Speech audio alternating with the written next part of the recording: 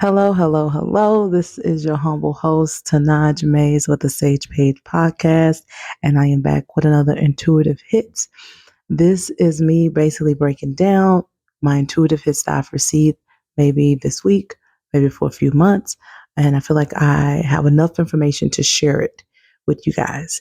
So this one is about the Sybils, and I truly believe that I may have some Sybil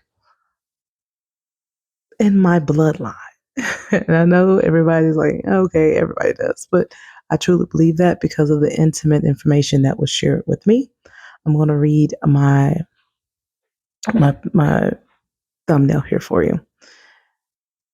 Intuitive hits, Sybils, the seven salt sisters, symbolic link, seven mermaids in the aerial world, spiritual connection, purifying essence of salt, guardians of wisdom, deepening understanding through sea connection, transformative power, merging thoughts with an oceanic vastness, enduring legacy, reflection on the ancient spiritual practices. By connecting these intuitive hits, it appears that the legendary Sybil sisters may have symbolically represented the seven mermaids in the Ariel's world. Hear me out.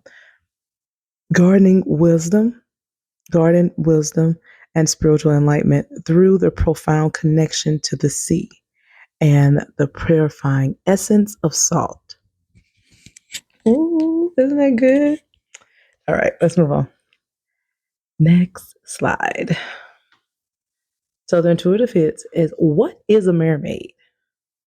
Now, if you take the word Merkaba, the Hebrew term for mer is light or connection, connecting thread. Okay. Then you have Ka, which is the Hebrew meaning for spirit or astral self. Then you have the word Ba, which the Hebrew meaning for that is body, physical self, Merkaba. So what hit me was mer, made, light, made, right? Think about it. And if you look at this slide, I had some really cool pictures that I found. And I was like, this is so amazing. And I didn't want to do any AI pictures because I really wanted to connect to the photos because I'm freelancing all of this while I'm talking to you. I'm just looking at the photos and I'm rekindling the intuitive hits. But think about that. Mermaid, right? Light made. Okay, let's move on to the next slide. Now, the meaning, y'all listen to this. This is straight up download, straight up intuitive hits. The meaning of spiritual baths.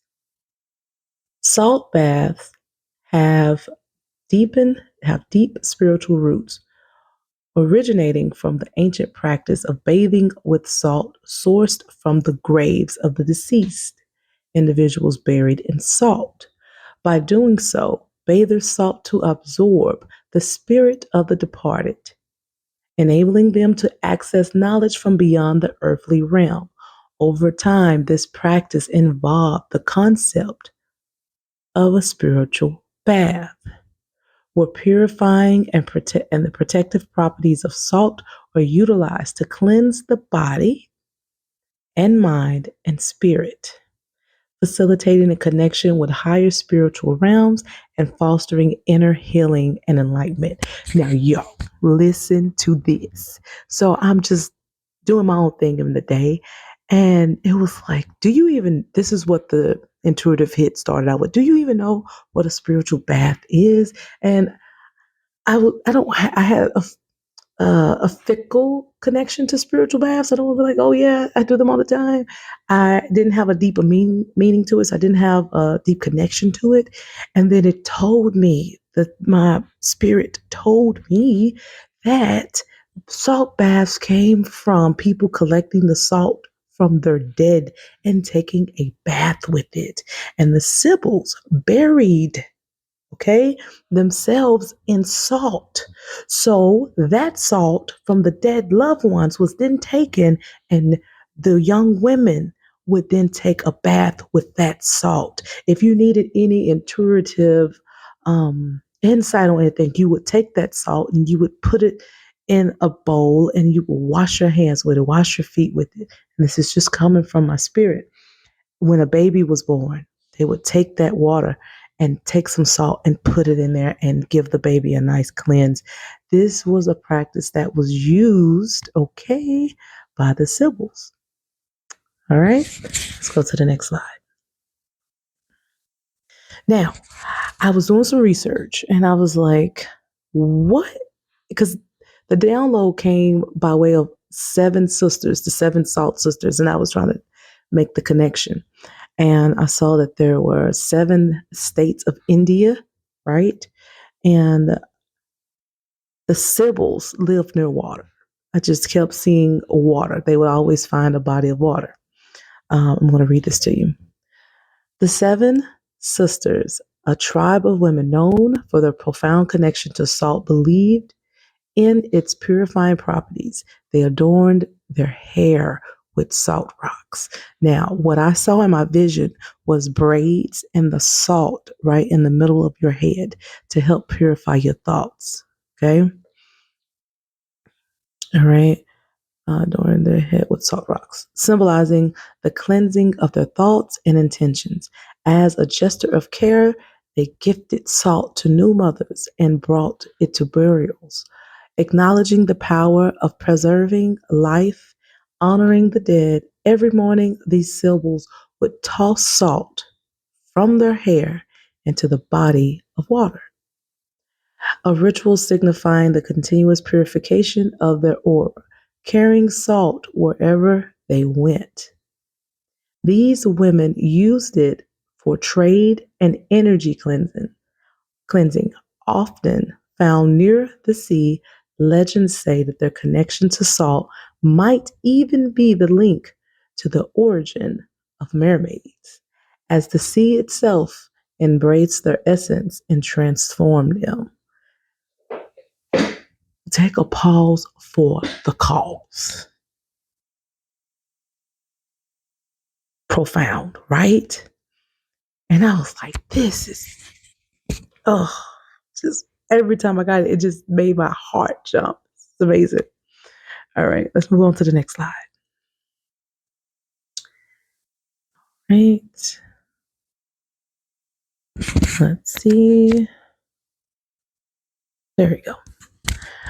All right. So I have a picture up of the 7 sisters of, Ariel and her 7 sisters, and a picture of Mommy Water, right? The Sybils, and a statue of a mermaid, right? There, and then I'm going to read you this paragraph. Listen to this. Listen.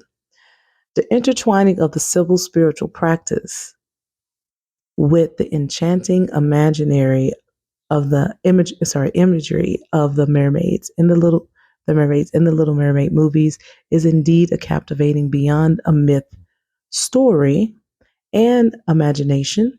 This interpretation offers a symbolic representation of the Sybils' connection to the sea, with the salt tossing ritual signifying the merging of the enlightened thoughts and the marine life, resulting in a radiant being that embodies knowledge and wisdom.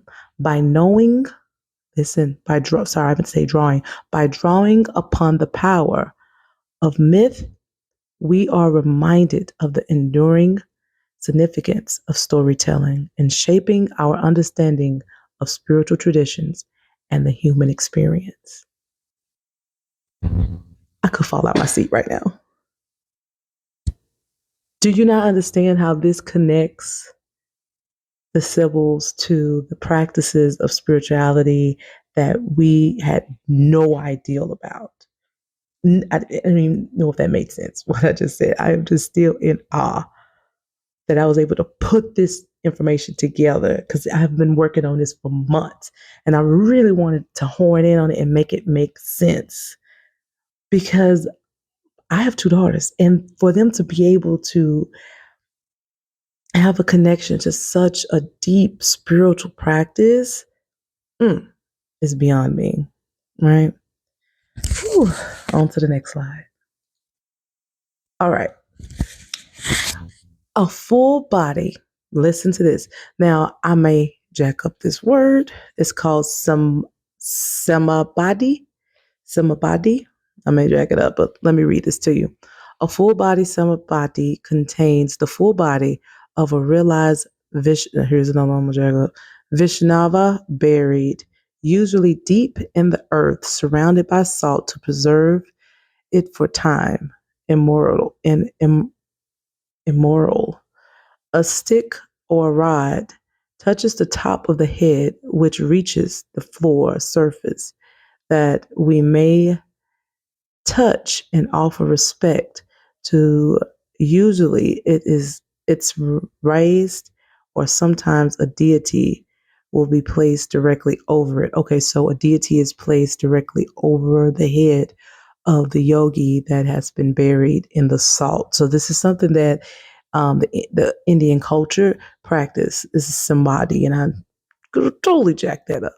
But this is their practice, which is the same practice that the Sybils practiced, where they bury their loved ones in salt.